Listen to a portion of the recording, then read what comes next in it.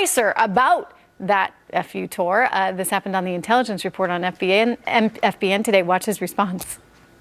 You heard him say that effectively this is sort of President Obama's big FU tour. Trump's on his thank you tour. Obama's on the FU tour. What do you think right now? I mean, is he crossing a line here where it's just getting a little bit inappropriate? No, look, I mean, we are a country that has one president at a time. There's 22 days for President Obama to continue the term that he was duly elected to serve. But I think that there's probably a bit of, well, potentially some jealousy at the amount of accomplishments that have already been occurring, both in terms of domestic policy, the job creation. You saw that Sprint tweeting about 5,000 plus jobs that they're going to bring to the United States. SoftBank, you saw the deal he did with Carrier. This is a president who is going to accomplish more before becoming president than some presidents may have accomplished in their first couple of months in office. Maybe a little jealousy there. Does Sean Spicer have a point? I want to go to conservative commentator Gina Loudon, political commentator Aaron McPike, and Democratic strategist Adam Green. Good to see all you guys. Gina, is President Obama really jealous?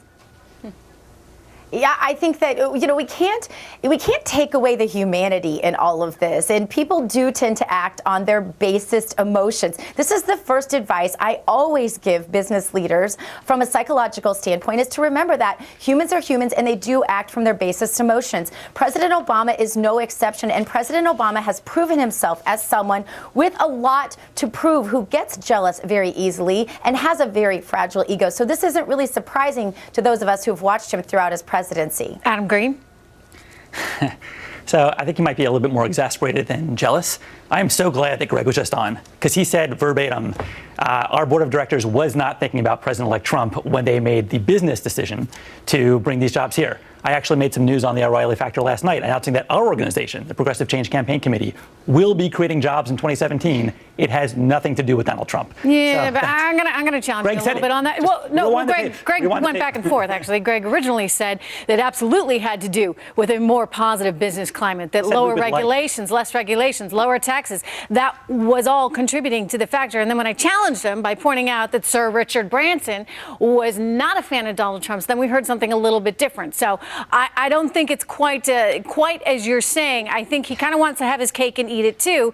And, you know, look, some business leaders are going to do that. But bottom line, at the end of the day, Gina Loudon, you need a good economic environment. You need to have positive energy out there. You need some optimism, because I'll tell you, and I have talked to CEO after CEO after CEO over the last 8 years, and every single one of them has told me I'm reluctant to put money to work because I don't know what the future holds. I think this administration doesn't like big business.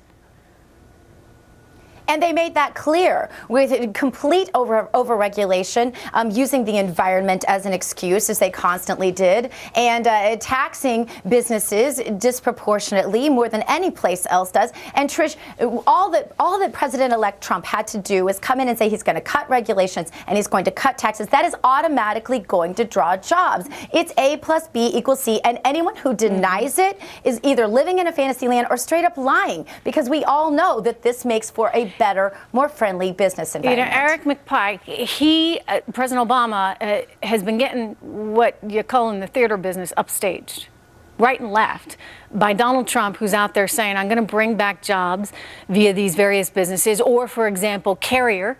He's keeping 800 jobs from Carrier here in this country. And if you're President Obama, you're like, whoa, wait a second. I got a few more weeks left to go. I'm not out of office yet. Isn't there perhaps some vulnerability that he naturally feels here? And is that what we're seeing get expressed?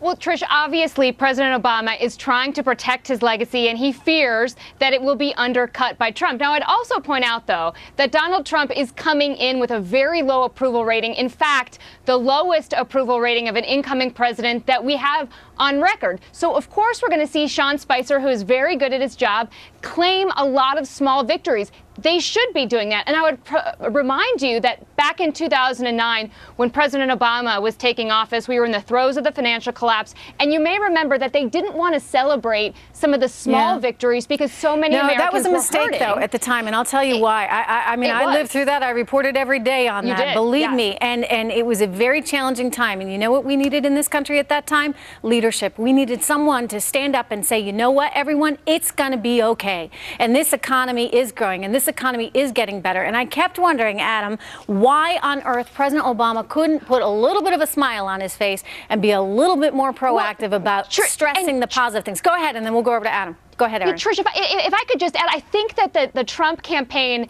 or the Trump transition team rather, has learned a lot from that, because you might remember when President Obama was seeking re-election in 2012, he made that comment, we haven't told a very good story, and everybody scoffed at that point. But you're making the same point, and I think the Trump team has learned from that, and that's why they are going to be touting all of these victories that they have. Well, as Sean Spicer did smart, today. but you know, yeah, bottom line, it's great politics. Adam, it affects public sentiment. It affects consumer confidence.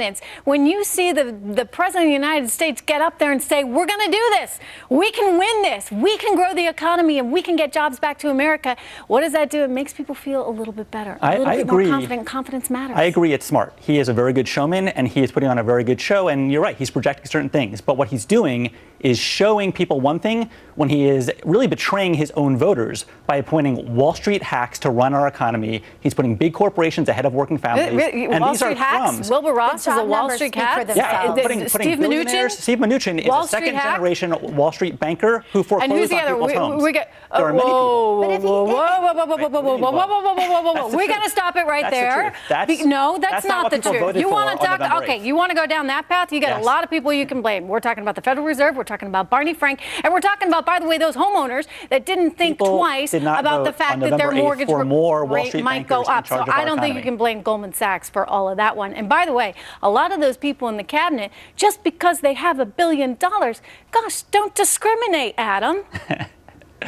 Yep. I want billionaires in there. I think there's rural something voters to be went to the polls to put more billionaires and Goldman Sachs bankers in charge of our economy. Well, yeah, and you could have community organizers. And him taking credit for things he didn't actually do is a way of covering his tracks and distracting his own voters from his betrayal of them and putting big corporations first. You know, look, I think credit where credit's due, and a lot of these people are enormously qualified. And, you know, hey, full disclosure, former summer analyst at Goldman Sachs, and I can tell you a lot of those people are very, very smart. They are qualified to foreclose on people's homes. No. They've done it. No, and you know what? Goldman Sachs is a different kind of bank than some of the others. I mean, we're not going to go down that path, but I can guarantee you there was plenty of blame to go around, including many members of the Democratic Party that pushed and pushed and pushed for some of these people that shouldn't have gotten mortgages to get them. Anyway, I got to leave it there. Thanks so much, guys. Good to see all of you. Well, blizzard conditions are